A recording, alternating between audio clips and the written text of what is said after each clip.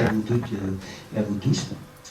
Alors, je suis effectivement une cinéaste, donc pédagogue, et aussi dans une vie parallèle, peut-être connue et croisée comme médecin fédéral des judo, vous allez voir tout à l'heure.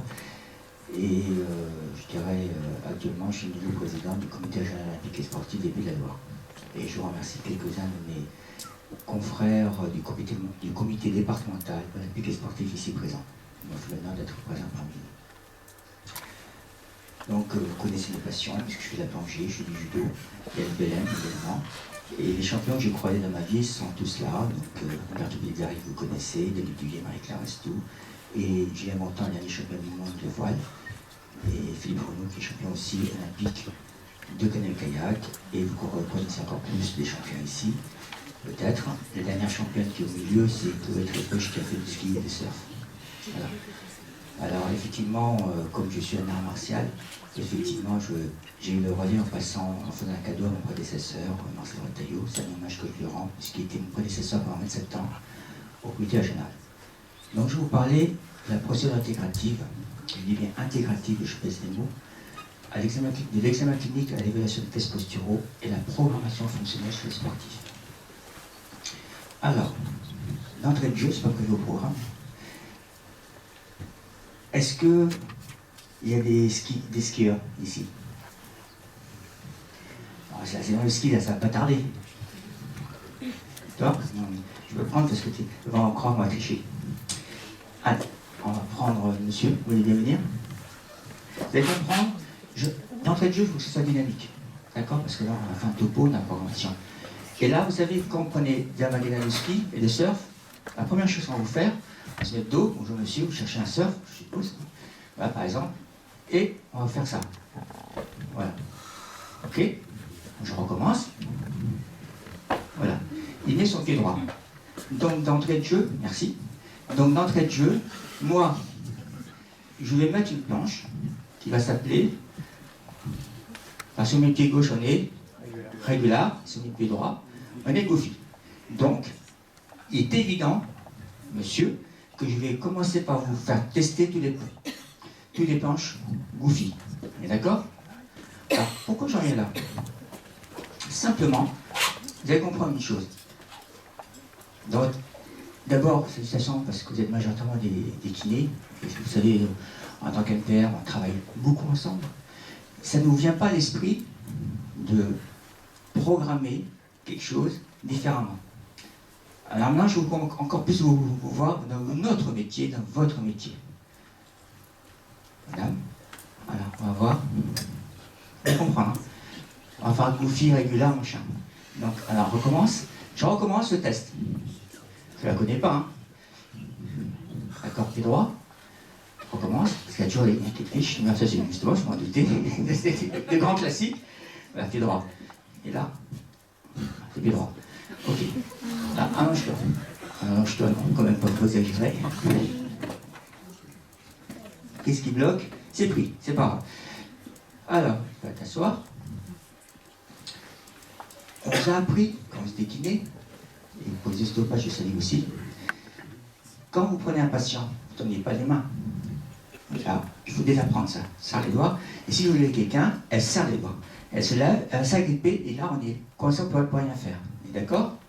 Si vous faites de l'école à Lille de gériatrie de Charenton, la première chose pour aider quelqu'un, c'est qu'on prend les poignets. D'accord? Maintenant, on prend les poignets et puis se lève. Là, ok. Et là, si jamais un problème, on la repose, je peux la prendre avec le bras, ce que je veux. L'erreur, c'est que, je vais vous montrer pas le mauvais geste parce qu'on va être pédagogue, elle démarre pied droit. Vous avez saisi. Vous saisissez.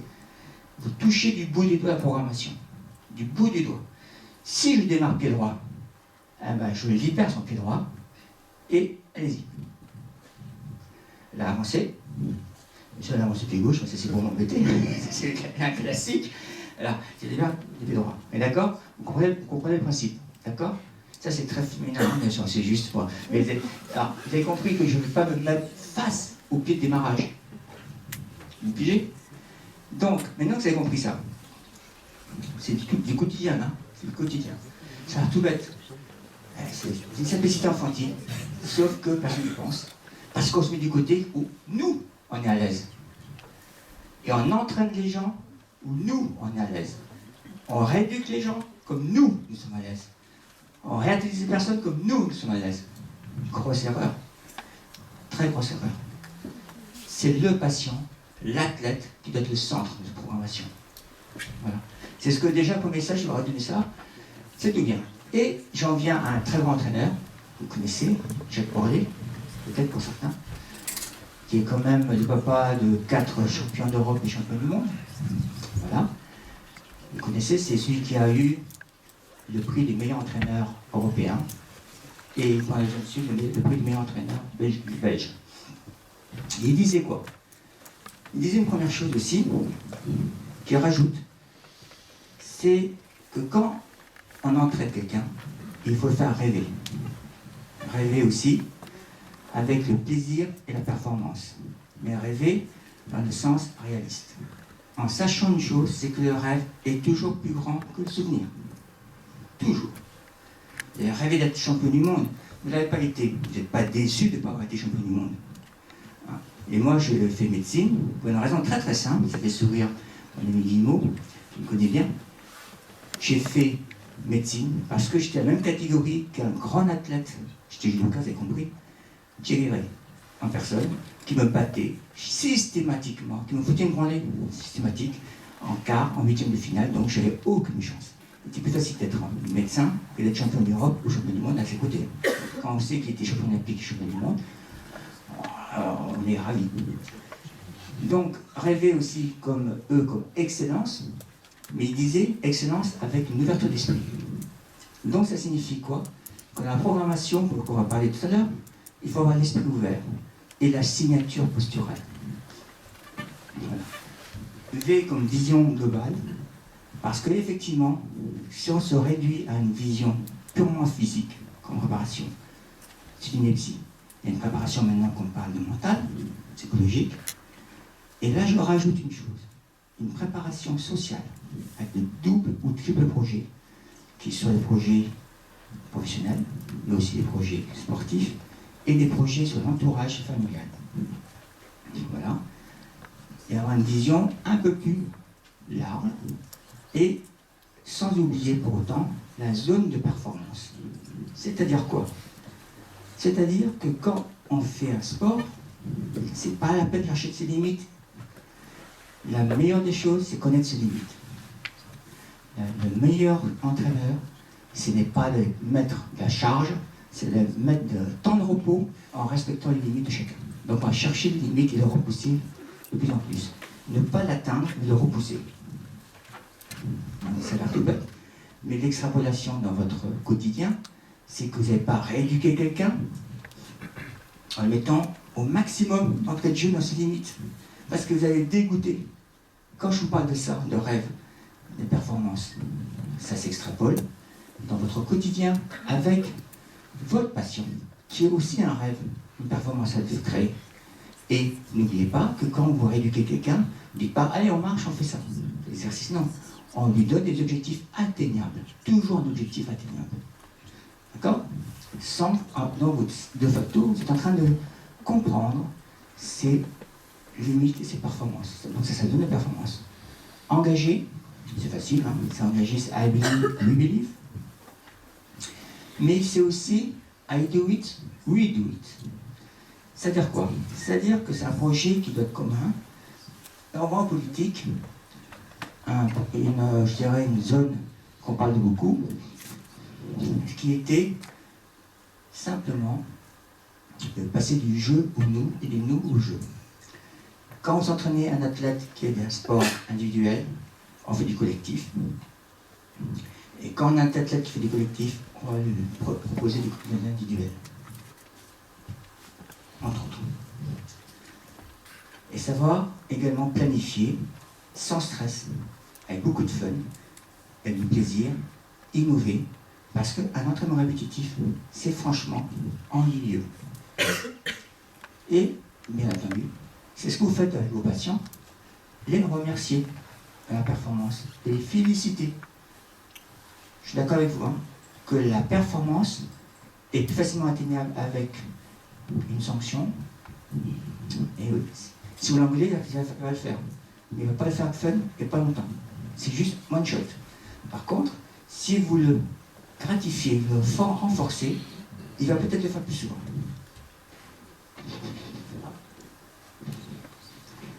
Je suis en train de me battre avec vous parce qu'il est hyper chaud là-haut. Alors, les mots-clés, simplement pour vous expliquer. Parce que si je vous dis tout ça, ça va être très compliqué et un peu long, mais la complexité, l'effort, la complication, et le travail interdisciplinaire, la diversité des opinions est importante, parce que la diversité naît de l'interdisciplinarité, et de l'interdisciplinarité naît la transversalité, qui nous amène à la complexité. Quelque chose est compliqué, c'est facile à résoudre, quelque chose de complexe. Alors, comment on peut dire la complexité de la complication? Une montre à complication, par exemple, comme celle-là, vous la bousillez, vous la démontez, avec du temps, si vous prenez un carton, vous remettez toutes les pièces, avec un peu de chance, vous allez remonter à l'identique. Maintenant, la complexité. Vous prenez une fourmilière, vous marchez dessus, ça continue à fonctionner mal, mais ça fonctionnera. Une articulation qui n'est pas compliquée et complexe, parce que ça traîne qu'une épaule, même s'il est bousillé, elle peut fonctionner mal, mais fonctionnera. Pas comme il faut, d'accord, mais fonctionnera. Et toujours avoir une vision globale, une entité, mais ça je ne vais pas faire la gageure de vous expliquer les effecteurs, les commandes, et tout le système neurologique, en sachant qu'un mouvement qui vous a l'air très simple, quand vous prenez un objet, il y a la vision, il y a le contrôle, mais quand vous visez quelque chose, il y a la vision, certes, mais il y a une vision avec un rétrocontrôle du système postural et du système cérébelleux. Vous savez, le test des marionnettes et le test qu'on fait là, c'est quoi? Parce que simplement vous arrêtez, c'est grâce à votre système de cervelet. Hein? Quand vous faites un Stewart Holmes, j'espère qu'il n'y a pas fait un cervelet, ça c'est le jeu qu'on fait quand on est externe. Tiens ton bras vers toi. Là, c'est pas mis une baffe, d'accord? Normal, parce que ça cervelet marche bien. Et ça, on aurait tous fait quand on était externe. Là, ça prend la baffe, on est content, il y a un cerveau cérébelleux. Oui, il y a un cerveau cérébelleux. Normal, il n'a pas contrôlé le geste. Par contre, un geste lisse, tranquille pour dire bonjour, je contrôle. Là, il va voir que c'est extrêmement complexe. Pourquoi? Quand je fais un mouvement, il est lisse parce que l'antagoniste se relâche en excentrique calmement. Voilà. Alors, ça a l'air tout simple. Vous savez tout ça, bien sûr. Je ne vais pas faire encore la politesse de faire. Mais tout ça, vous l'avez un petit peu et il faudra l'intégrer. D'accord? Il y a aussi la typologie des axes épivots qu'on a montré tout à l'heure et la typologie, la programmation. L'épigénomie, c'est quoi? C'est qu'on a beau avoir effectivement une stratégie et un codage génétique, c'est l'environnement qui prédomine. D'accord? L'éducation, l'environnement qui prédomine. C'est intégratif, interdisciplinaire. Et bien entendu, il y a un autre mot-clé qu'il faut retenir, chacun a sa signature et chacun son programme. C'est-à-dire qu'une rééducation, une réalisation, une reprogrammation va être unique et individuelle. On peut faire des trucs en groupe, mais à l'arrivée, elle doit être complètement individualisée. Je ne vais pas le faire là. La posture, vous connaissez, la plateforme de musculation, différentes entrées, de base d'équilibre, avec les problèmes d'yeux, cognitifs, de vestibule, l'occlusion, tout ça. Vous connaissez tous ces tests. Effectivement, les tests standardisés, que je vous montrais tout à l'heure, les axes pivots. Je vais appuyer sur les postures à axes pivots. C'était juste pour vous expliquer que l'équilibre de mouvement s'appuie sur les axes et les pivots, et les systèmes droits et croisés. Donc ça, c'est la schéma. L'activité tonico-phasique, par exemple, est sur les stratégies système croisé, bien sûr le voyage. Tout à l'heure, vous allez comprendre des stratégies parallèles ou croisées. Les systèmes de déplacement d'équilibre avant-arrière. Et tout cela se fait grâce à des systèmes de pivots au niveau des vertèbres. Ça, c'est pour les ostéos, parce que je savais comme les ostéos, je vais profiter de leur présence, pour dire que les zones de fragilité ou de mécanique qui se grippent, entre guillemets, C2, C5, C7, vous reconnaissez tous ces joints et la charnière thoracolombaire, qui est une charnière principale, sans oublier pour autant les pivots ligamentaires, qui sont, par exemple, les ligaments astralo-calcanéens, les croisés du genou, l'ilio-lombo-sacré et le sternoclaviculaire. Donc, effectivement, encore plein d'autres dessins que vous reconnaissez. Et la jonction T4, la vertébrale, peut poser problématique puisque c'est le carrefour des deux polygones. Deux lignes de force, AP, atlas coccyx, c'est facile, et atlas coxofémoral.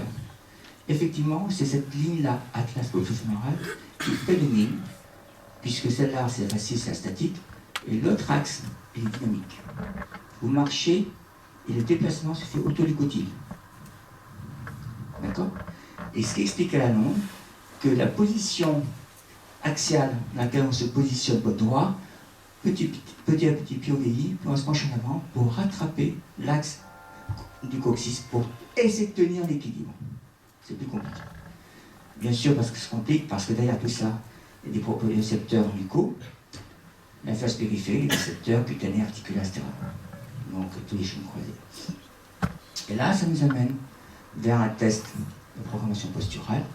On va voir tout à l'heure ce qu'est des programmations de standardisation de posture, comme la verticale de Barré, comme les yeux, comme les muscles paravertébraux, comme la manœuvre Bassani, les tests de pouce montant, je peux faire un signe de pédalu, le bascule de ceinture, c'est-à-dire qu'on a une ceinture scapulaire qui est plus penchée d'un côté que de l'autre, hein, et la verticale de Barré. Alors ce qui est intéressant, je m'arrêterai un petit peu sur la verticale de Barré, parce que c'est peut-être le test le plus connu, mais le moins bien intégré, puisqu'on peut le faire de face, de profil. De face, ben c'est facile, on sait qu'une pathologie descendante ou montante, ou mixte, ou latéralisée, ou que si on regardez bien au niveau de la flèche marche sur moi, mais allez, on va faire ça comme ça. Hop, là, on a la de Barré, là c'est une scoliose. Et là, regardez bien, elle passe bien sur la tête de coxofémorale. Là, la tête est en avant, en ordre dans C7T1 et C2, mais pas. Donc, on peut avoir des raideurs correspondant que disons dans ce cas de figure, l'arthrodèse lombo-sacrée. Et sachez une chose, ces clichés-là viennent des professeurs Gouin, des professeurs d'orthopédie, traumato à Nantes. Et effectivement, petit à petit, sachez une chose, la longueur de la prothèse n'est plus un hasard. On va les mettre debout et assis. Qu'est-ce qui est important? Ce qui est important, c'est la fonction. Ce n'est pas les kinés comme vous qu'on va en parler, puisque vous êtes masseur, kinésithérapeute et sur le système fonctionnel. Parce que simplement, il vaut mieux avoir une prothèse de 2 cm plus court, mais que vous soyez à l'aise, que vous êtes assis. Vous comprenez la stratégie? Parce que l'idée, c'est quoi? C'est qu'on fait une verticale de Barré. On ne la fait plus debout, on la fait debout, on la centre, directement. On peut centrer soit en varus, soit en valgus, d'accord? Mais on peut centrer vers l'avant ou vers l'arrière, mais là, on peut monter un peu vers le haut ou un peu vers le bas. Et l'objectif, c'est qu'on est assis, ça passe au niveau du condyle, C2, C7T1, c'est un petit peu voûté parce qu'elle est voûtée avec l'âge, et là passe sur la coxofémorale et sur l'ischio. Donc on est assis confortablement. Voilà la stratégie en train de mener. Et effectivement, de plus en plus, les chirurgiens travaillent sur cette stratégie. La même chose sur des profils clichés et os, où on va pouvoir faire effectivement la même chose de verticale de Barré. Maintenant, on travaille sur des stratégies, des plans inclinés, le plan du bassin, etc. Puisque effectivement, on a tout ça. Et après, bien sûr, on a les techniques de Fukuda, qui testent dynamique, qui simplement cherchent la symétrie posturale, et on tourne du côté opposé à l'hypertonie. Et vous avez compris que j'ai survolé rapidement toute la partie de la posture avec des tests classiques qui vous déterminent que les pieds régulent la posture, les yeux orientent, et la proprioception, la cognition provoque la représentation. Voilà. Tout ça c'est lié, et encore une fois, c'est pour expliquer que chaque individu a sa signature posturale. Je repasse la parole à mon ami Bachelier, qui va donner un exemple de la posture, de la signature personnelle de chacun, avec un sport que la Fédération de tennis. Et après, je reprendrai un petit peu le temps qui reste pour vous montrer d'autres tests applicables, répétables, facilement cliniques.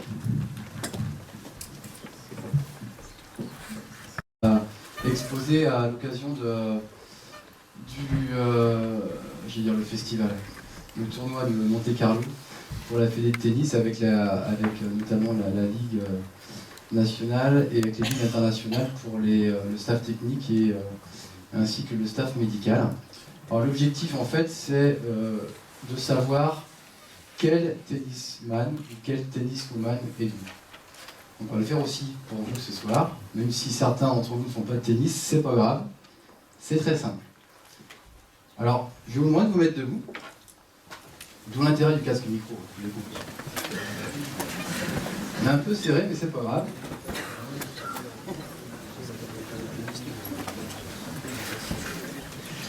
Alors, vous allez faire comme moi, je suis assez grand, je vais me mettre là.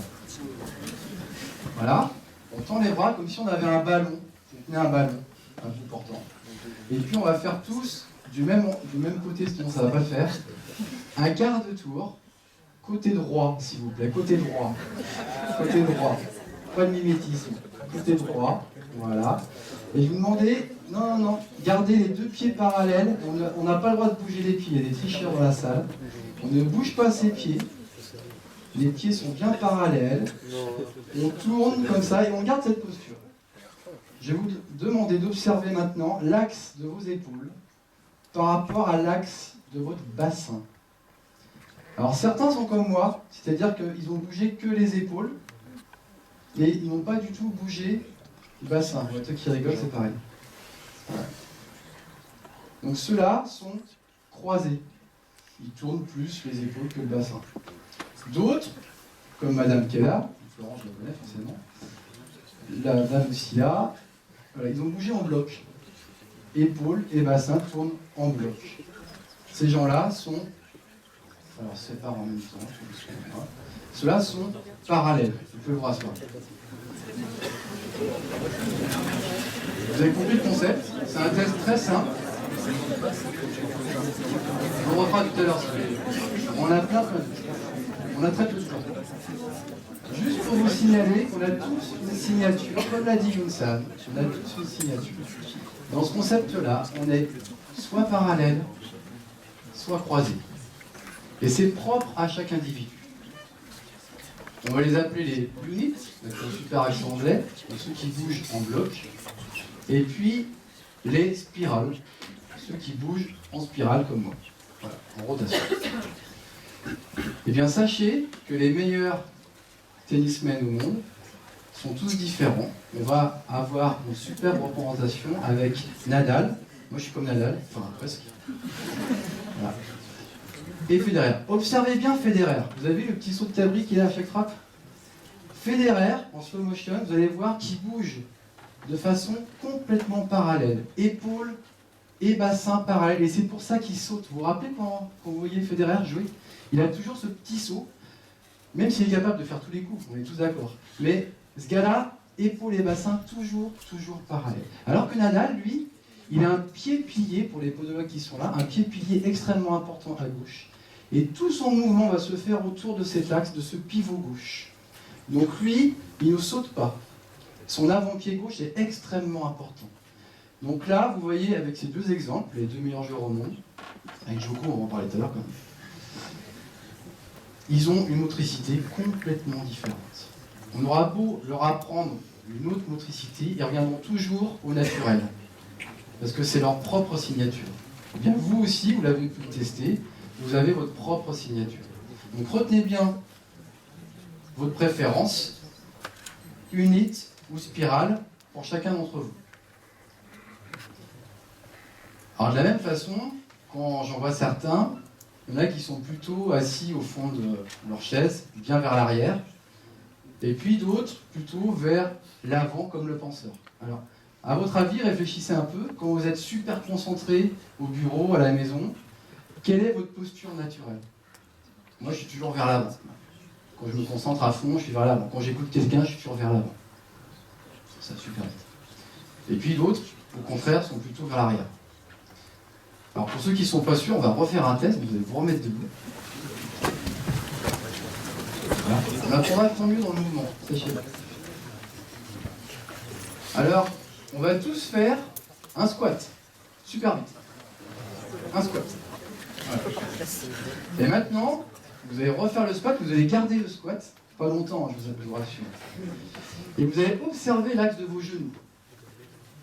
Certains, pour se stabiliser, rapprochent les genoux, comme moi. Rotation interne. Vers l'intérieur. D'autres, pour se stabiliser, ils vont écarter. Vous avez remarqué? Voilà, toi tu es complètement écarté. Donc ceux qui sont écartés, c'est une notion de chaîne musculaire, vous pouvez vous rasseoir. On n'aura pas le temps de déterminer toutes les chaînes musculaires, mais rassurez-vous. Ceux qui sont front, vers l'avant, leur posture préférentielle c'est vers l'avant. On va reconnaître dans le squat, parce que c'est spécifique, ils vont forcément rapprocher les genoux. Ça c'est moi. Voilà. Ceux qui sont vers l'arrière, en squat, tout de suite, ils écartent les genoux. Là encore, c'est une signature. À chacun, sa signature posturale, à chacun, sa signature motrice. On insiste bien là-dessus avec une salle, mais je vous assure que c'est extrêmement important, parce que vous allez voir tout ce qu'on peut faire avec seulement 2 tests. Là, on a 2 tests. Est-ce que je suis mieux parallèle ou croisé? Et est-ce que je suis mieux vers l'avant, vers l'arrière? Il y en a plein d'autres, mais ce soir, on n'en choisit que 2. Au tennis, le gars qui est mieux vers l'avant, c'est Federer. Regardez avec son petit saut de cabri, là, il va plutôt vers l'avant. Hein, donc on va l'appeler front. Donc il va utiliser plus la chaîne musculaire arrière. Pourquoi? Moi je suis vers l'avant.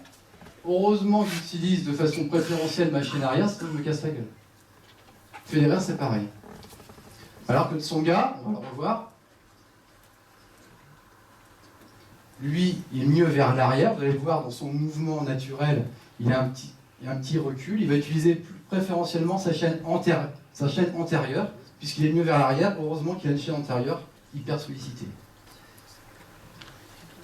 Vous avez compris? Donc juste avec des observables, au tennis, mais dans tous les sports,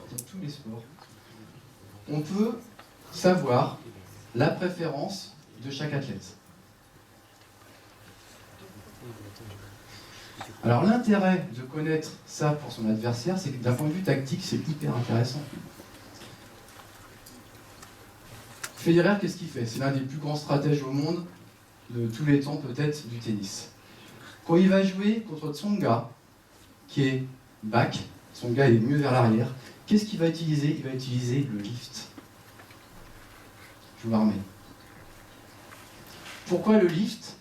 Parce que le lift va faire qu'après le rebond, la balle va aller très très haute. Et Tsonga, qui est bien vers l'arrière, il a horreur des balles hautes. Et c'est comme ça qu'il bat Tsonga. Alors que Federer, quand il joue contre Nadal, qui lui est front, qui est mieux vers l'avant, il va utiliser énormément le slice, parce que le slice, après le rebond, la balle est très très basse. Et Nadal, il n'aime pas quand la balle est basse. Lui, il aime quand la balle est haute. Ça vous dit quelque chose? Donc, l'intérêt de connaître les stratégies, de connaître les signatures de son adversaire va faire en sorte qu'il va y avoir une stratégie différente pour chaque match. Vous allez voir pour nous thérapeutes ce que ça peut apporter. C'est la même chose, on est tous des stratèges. Quand on connaît les signatures de chacun, on fait ce qu'on veut.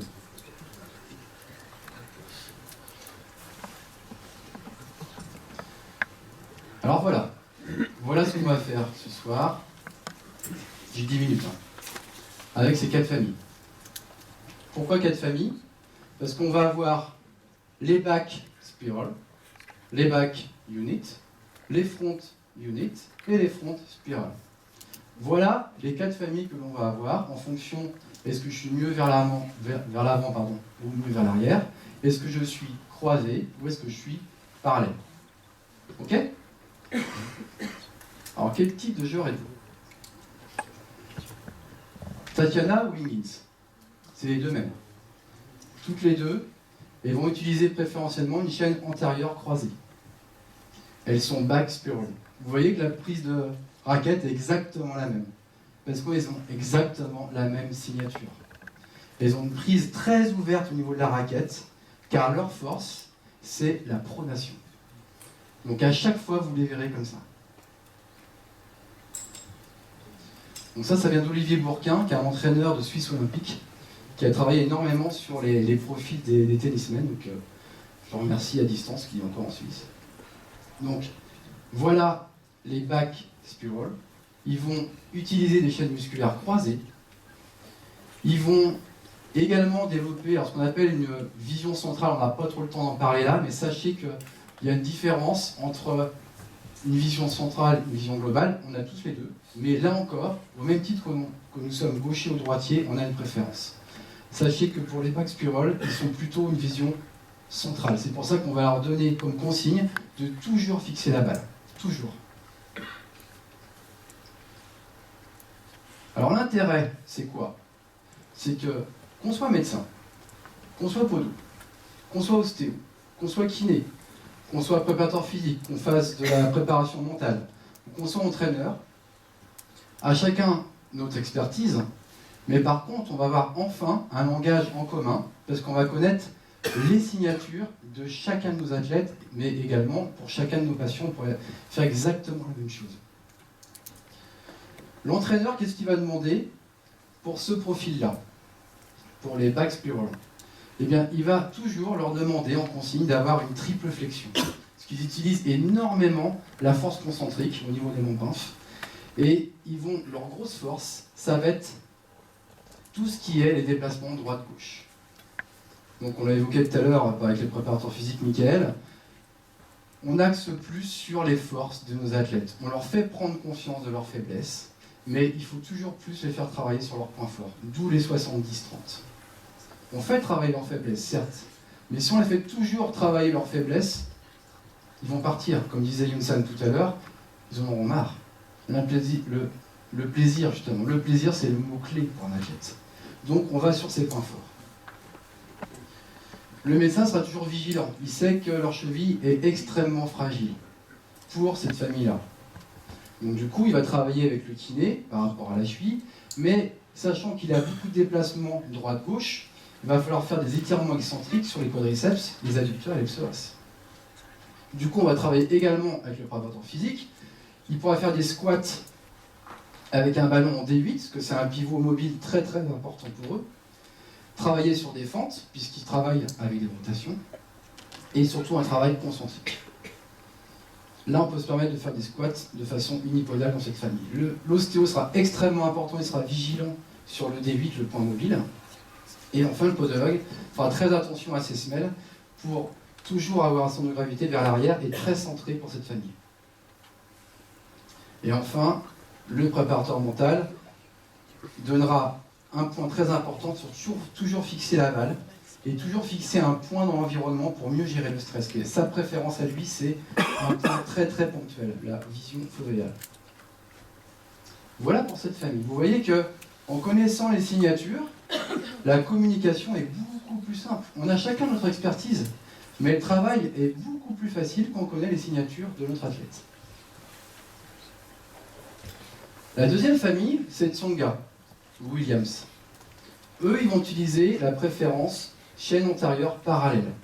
Ils sont bien vers l'arrière et ils bougent en bloc. Eux ont un coup droit en extension et un revers toujours près du corps. Ça, c'est leur préférence dans le mouvement. Donc, ce qui va être très important, c'est la musculature centrale, le gainage central, et surtout les cuisses. On va le retrouver pour chacun de nos spécialistes. Donc, on va avoir là encore une prise très ouverte pour favoriser la pronation. Ces gens-là sont très très très symétriques. Donc là, moi en tant que podologue, je fais hyper gaffe à cette famille-là au niveau de mes corrections. Là, il y a un point mobile différent. L'ostéopathe va faire très attention à la 5e lombaire. Pourquoi? Parce qu'il bouge en bloc. Le médecin va être très vigilant sur la cheville et les tendons rotuliens. Et du coup, le préparateur physique, qu'est-ce qu'il va faire? Sachant qu'il est très symétrique, il va travailler sur le 4 pattes avec les Swiss balls. Jamais de mouvement en rotation, jamais. Pas avec les élastiques comme ça, on les fusille. Alors c'est ce qu'on fait chez les athlètes de haut niveau, mais l'intérêt, ça serait d'utiliser ça chez les gamins. Parce que combien de blessures on fait en faisant la même chose pour tout le monde? Là, vous comprenez déjà qu'avec 2 familles, si on s'adapte aux signatures de chacun, on ne va jamais faire le même exercice, jamais. On s'adapte à l'individu, là encore. Préparation mentale, on demande plus une vision très globale.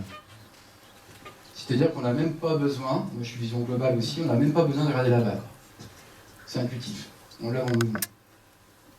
Et là encore, à chacun sa signature. Ça c'est pour les bacs Unix. Je vais vite, hein, il me reste que 5 minutes. La troisième famille, c'est Nadal et mon fils. Alors vous voyez que là par contre, dans le coup droit, on va plutôt avoir une flexion, avec une prise en fermeture pour avoir une supination dans le mouvement, c'est leur force. Et dans le revers, on va être extrêmement en extension. Ça, c'est typique de ce profil-là. Ils vont utiliser une chaîne postérieure croisée. Donc voilà, on retrouve cette chaîne croisée. Chose extrêmement importante, leur force, c'est l'avant-pied gauche et le mollet gauche. On va avoir toujours une hyper-sollicitation du mollet gauche et du pied gauche. Donc là, on est vraiment en pliométrie. Autant avant, on était extrêmement concentrique. Maintenant qu'on passe à la famille front, on est extrêmement pliométrique. Donc là, c'est intéressant pour le préparateur physique de savoir ça. Le médecin lui est très très vigilant sur les croisés gauche. Là, c'est la plus grosse blessure qu'on a sur cette famille-là, des front spirals. Donc le podologue va être extrêmement vigilant, sachant que l'avant-pied gauche est un point essentiel, que tout le corps va tourner autour de cet axe-là.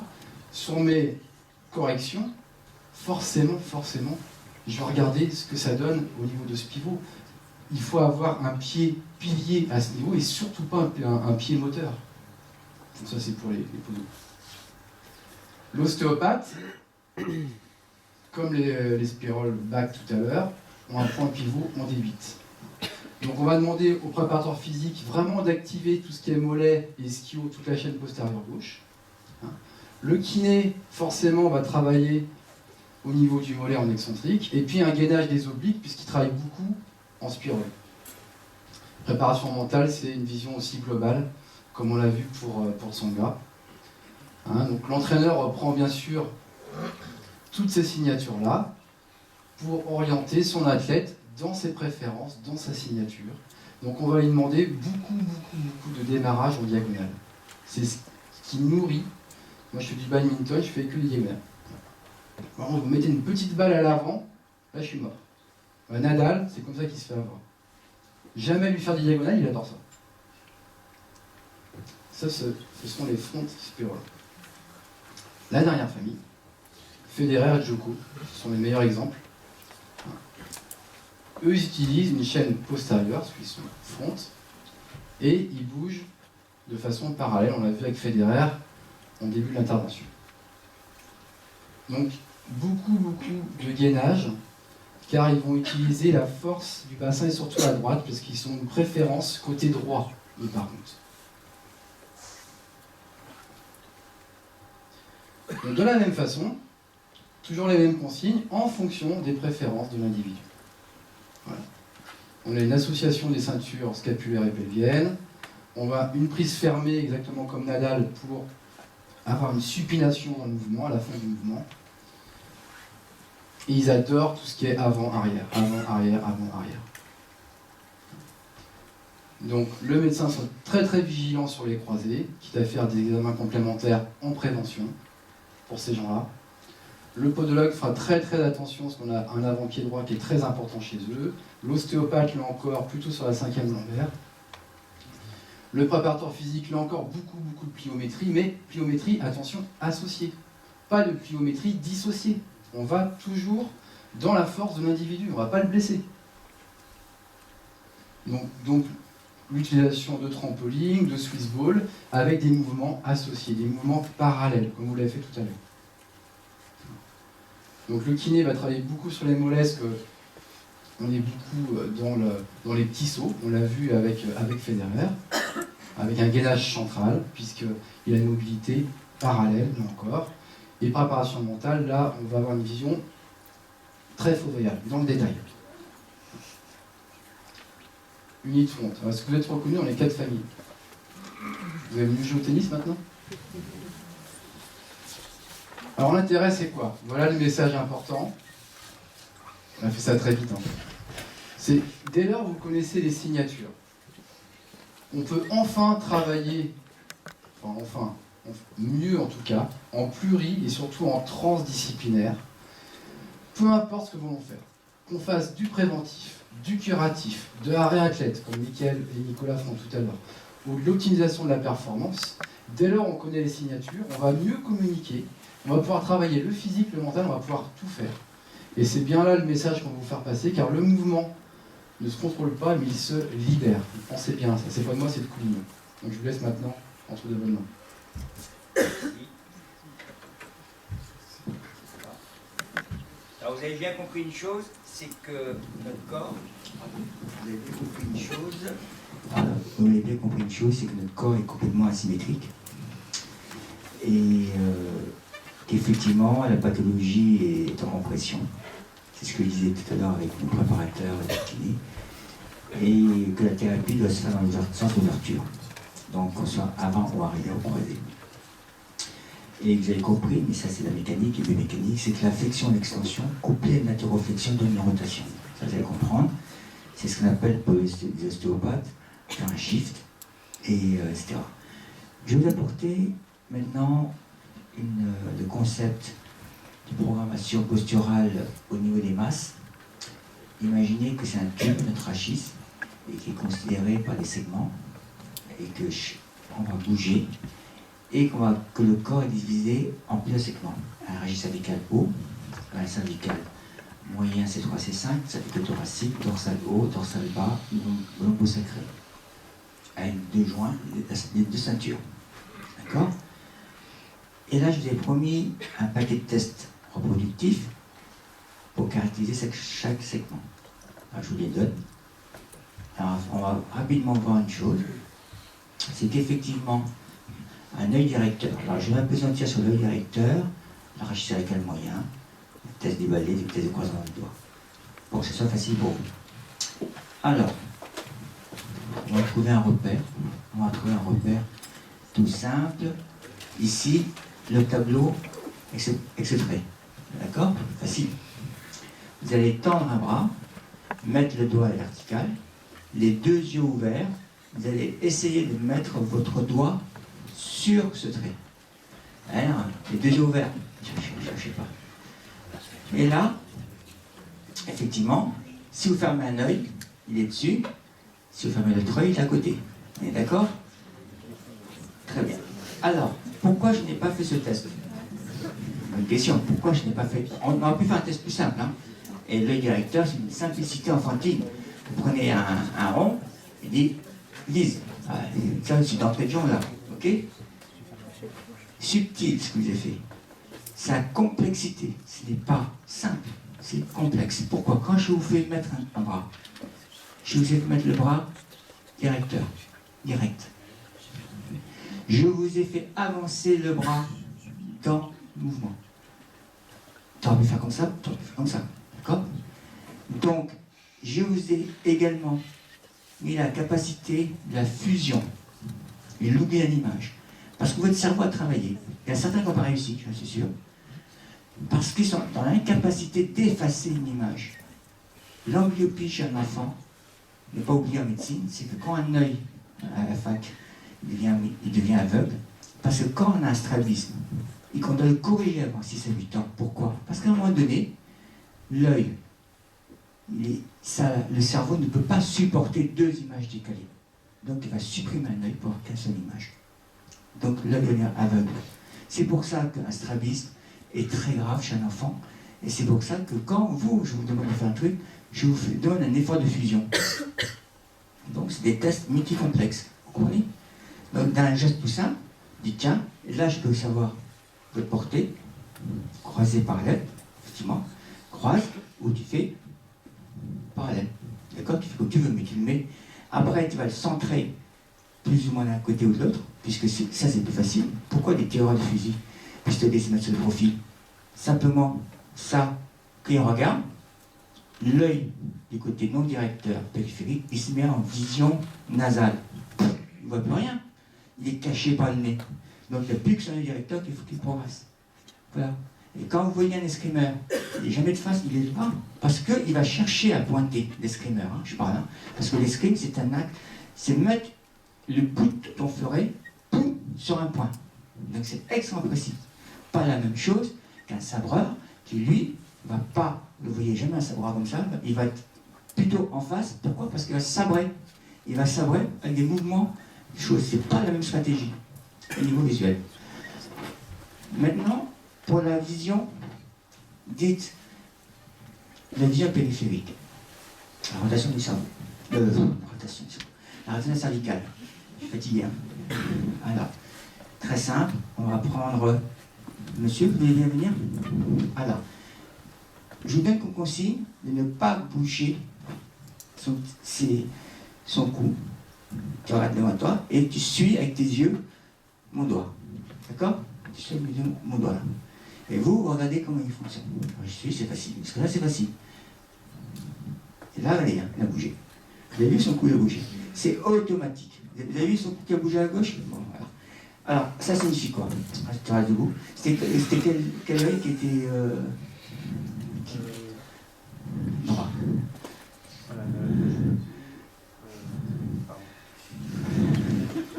C'est l'œil droit. Par contre, c'est intéressant, c'est l'œil droit avec un bras gauche. Hein, ça dit comme ça. Ok? Œil droit, bras gauche. Alors, tu fais ça et tu tournes. Donc, tu as une rotation là et c'est toujours en rotation gauche. Alors, si vous avez compris, hein, je fais du judo. Alors maintenant, on continue. Je vais vous montrer comment je vais essayer de déséquilibrer.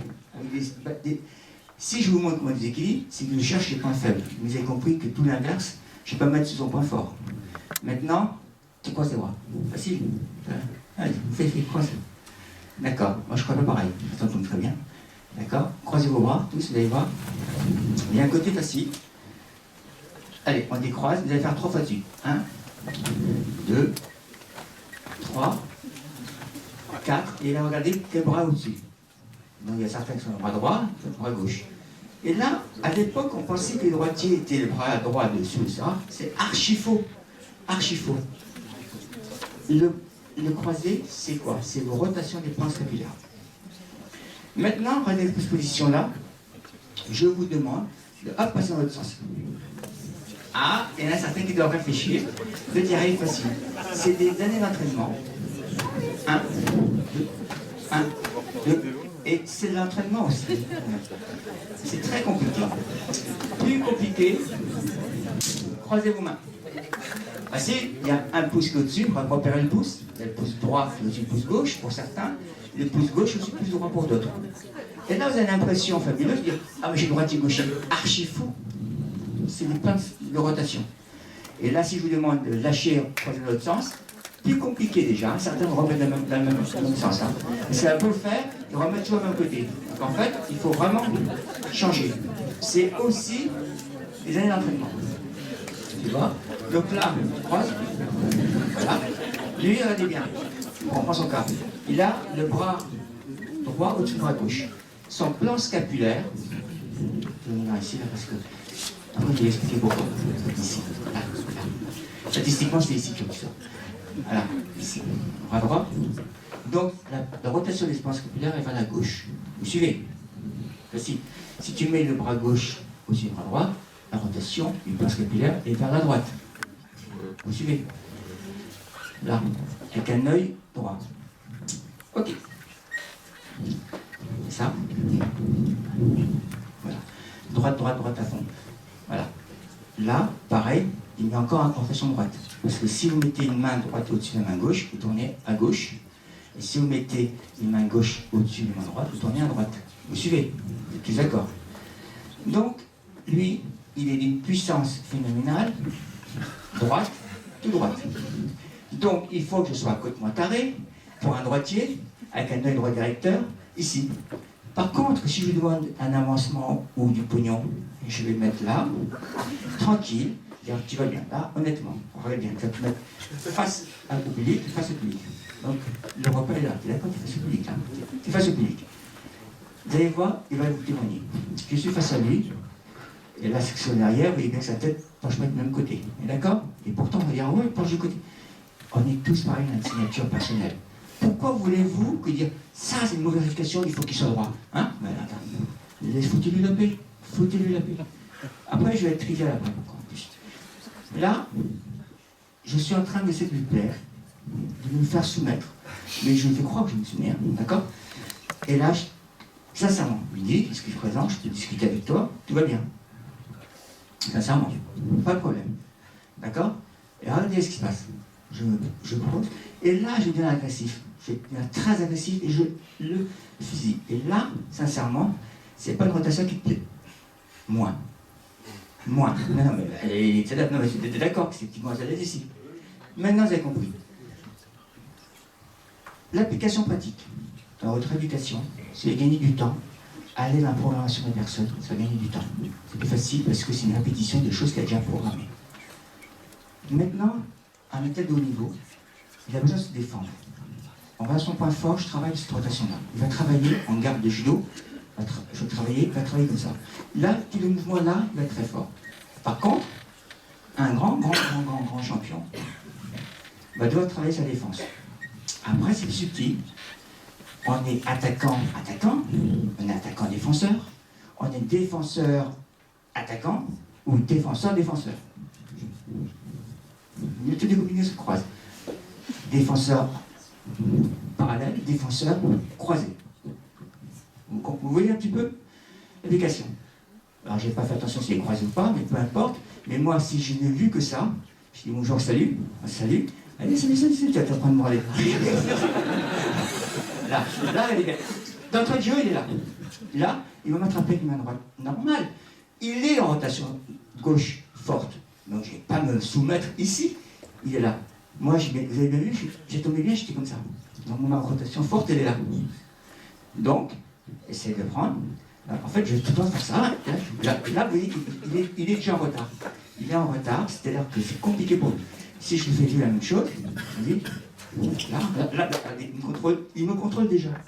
Donc ça signifie quoi? Je te remercie, vous avez compris une chose? Je te remercie. Ça signifie quoi? Ça signifie que des tests tout simples. Vous avez vu un œil, la vitesse à laquelle vous suivez une balle, la rotation de la tête, le pied qui démarre, comme j'ai dit tout à l'heure, la rotation, ça. Alors, c'est trivial, je vous ai promis. Le côté trivial, c'est quoi? Dans la rééducation par kinésithérapie, c'est garder l'autonomie et rendre les actes essentiels de la vie les plus faciles à faire en exécution et pour pas que ça soit dépendant. La rupture d'actes essentiels, c'est la dépendance. Vous passez en GR4, direct, si je ne peux pas faire la toilette, l'habillage, toilette d'habillage et élimination urinaire. Effet calme. Vous allez comprendre, j'utilise des trucs trivial en entre professionnels de santé. Quand on s'essuie les fesses, en rotation. Alors si on est parallèle, c'est embêtant parce qu'on tourne tout le temps. Vous avez compris. Mais ça, c'était pas de celle-là. Et là, vous êtes obligé de travailler une chaîne croisée à un moment donné. Et quand on est parallèle, c'est très con, on s'essuie comme ça. Non, il faut être inventif. Par contre, chez un croisé, il ne s'essuiera jamais comme ça. Mais oui, il va s'essuyer là. Vous avez compris que moi, je vais à une rotation dans quel jeu, je suis plus facile d'un côté. Que d'autres vont s'essuyer de l'autre côté. Eh bien, qu'est-ce qui est important? C'est la rééducation va dans le sens de ses besoins primaires. Sécurité. Vous avez tout à fait compris la stratégie. Mais non, mais ça vous fait sourire. Et vous voulez rééduquer quelqu'un qui a écrit pendant 50, 60 ans de sa vie avec la main droite, et on leur éduque pour dire il faut écrire la main gauche. Alors, c'est vraiment qu'il est très atteint, mais si on peut lui apprendre à rattraper avec un bras son côté paralysé et qu'il reste un petit peu, la programmation va être là. Vous comprenez? C'est la même chose que les orthophonistes font pour le langage. Ils rattrapent des séquences sur la mémoire procédurale. Et là, je vous intègre la mémoire cognitive procédurale. Une mémoire procédurale ne s'oublie jamais. Vous avez une procédure dans votre mémoire. La cognition fait que vous n'oubliez jamais cette séquence. C'est comme le vélo, vous n'oubliez jamais. C'est comme un coup de golf ou un coup de raquette de tennis que vous avez déjà fait des milliers de fois, n'oubliez pas.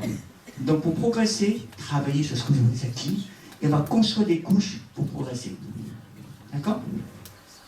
Donc, on a les tests de vision dynamique, test valet de pompe. Tu peux me montrer comment tu passes l'aspirateur?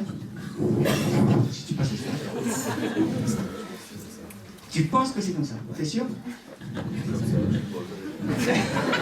Intéressant, intéressant. Comme ça, c'est parce qu'il est parallèle, il dit bon, j'attends que ça passe. Et back, parce qu'il est en train de... D'accord? C'était intéressant parce que nous, j'étais assis, je disais à Michael et Nicolas, regarde bien, tous les deux, vous étiez les pieds devant, tranquille, écartés, hein, et il s'est mis dans une autre position, ce qui prouve quoi? Ce qui prouve qu'à un moment donné, l'attention, on est soit à l'attention dans l'intérieur, soit dans le postérieur. On n'est pas totalement postérieur, totalement antérieur. C'est très rare. Par contre, on est plus ou moins vers l'avant ou l'arrière. Ce qui explique que si lui est vers l'arrière, d'accord? Donc, par contre, il a une puissance tellement forte que là, tu résistes. Là, c'est de résister. Là, là, là, je peux toujours aller, il va tenir debout. Par contre, si je pousse l'arrière, il est monobloc.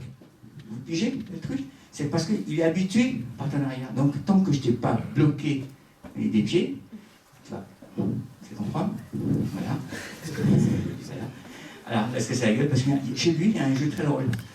Ah non, je ne le fais pas, je le fais pas. Non, parce que... Regardez, tu veux vraiment qu'on le fasse? Je peux le faire, je peux prendre 1 minute, chef? Faut faire. Alors, je vais prendre... Tiens, parce que t'as voulu faire la blague. Mets-toi à 4 pattes. Ah bah vas-y. Viens ici, ici. Voilà. Ici. Pas au-dessus du derrière, non. Non, mais ça c'est les kinés, c'est pas possible. Passe à moi. 4 pattes, j'ai dit.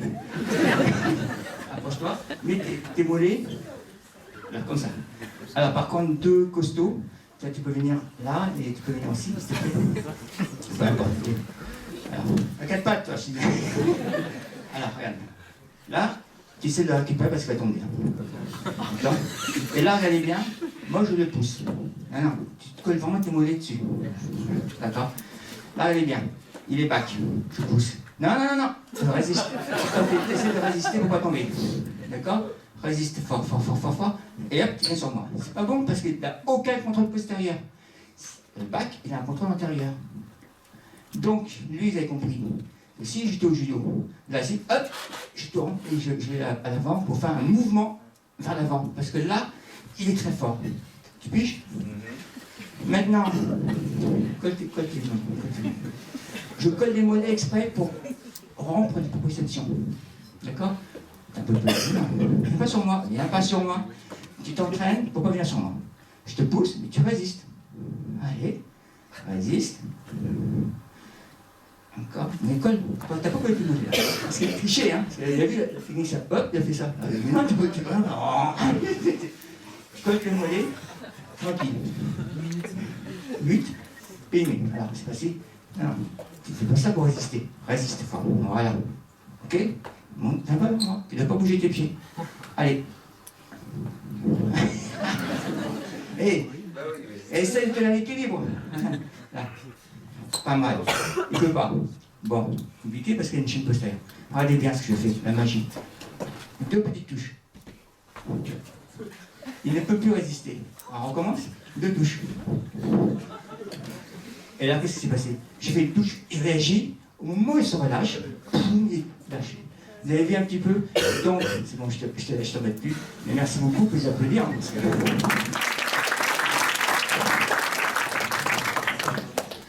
Donc, vous avez compris que tous ces tests-là, croisez les jambes. On peut croiser d'un côté comme de l'autre. Il y a un côté où on est plus à l'aise, on croise d'un côté ou de l'autre. Voilà, donc tout un tas de tests, visualisation, des ceintures, appel antérieur, position de sommeil, il y a des, comme là, il y a certains devant et derrière. Et tout ça, c'est des tests. Vous avez compris qu'un directeur va tester le segment cervical haut, la dynamique des baguettes de Maddox, cervical moyen, le test de balai de pont. Quand je teste, quand je prends le test là, je passe un balai, voilà. Là, regardez bien, je bloque ici, je me face à vous, je suis bien en rotation cervicale gauche, la jonction cervico-thoracique. D'accord? Voilà. Si je passe de côté, si je reste comme ça, je suis bien en rotation cervicale droite. Voilà. L'intérêt de tous ces concepts, c'est quoi? C'est connaître la programmation d'un schéma corporel, savoir évaluer les schémas, et vous avez compris que tous ces petits tests, ça permet de programmer votre éducation correctement. Je suis essoufflé parce que j'ai fait le sport. Et donc la reprogrammation, c'est une approche raisonnée, reproductive et individuelle, respecter chacun sa signature. Merci de votre attention.